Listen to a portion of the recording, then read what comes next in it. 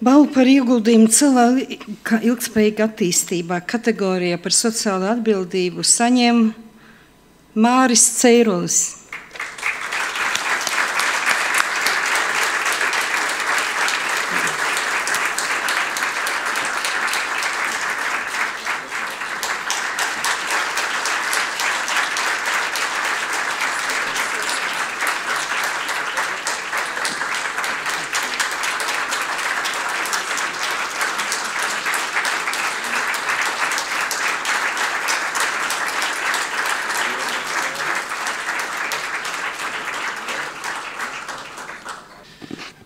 Labvakar visiem, un es tiešām esmu ļoti pateicīgs par šo iespēju būt šeit un arī par to darbu novērtējumu, un es noteikti varu no sirds teikt neviltoti pateicību dzīvajam Dievam Jēzum Kristum, kas ir, neskatoties uz to, kā man kādreiz gāja, bet tagad viņš man ir devis lielu iespēju darīt labu un daudz vairāk nekā tad, kad es varbūt tās redzēju daudz labāk.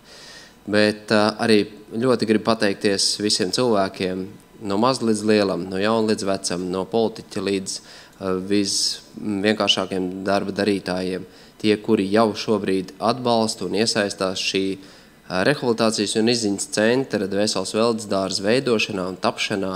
Šobrīd viņš top tikai un vienīgi uz cilvēku tiešām labprātīgiem ziedojumiem un atbalstu. Un daudzi cilvēki ar invaliditāti jau ir bagātinājuši savu dzīvi, savu ikdienu un atspirguši gan garīgi, gan fiziski. Viņi ir noticējuši tam, ka par viņiem tomēr kāds rūpējās. Un viņiem nav jāgaida tikai ārvalstu palīdzību, bet viņi var saņemt atbalstu šeit pat Latvijā no tiem cilvēkiem, kas ir gatavi strādāt un rūpēties arī par citiem. Un tā arī Jēzus Kristus teica, ir svētīgāk dot, nekā ņemt to, kā arī Markus Pekala teica, bet tikai druscītņās pārfrāzējot. Lai Dievs svētī visus, paldies par atbalstu.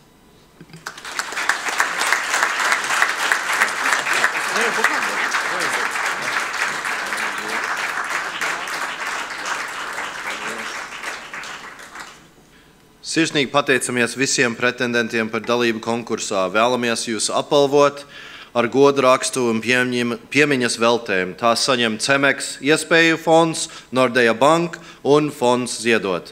Lūdzu, uz priekšu.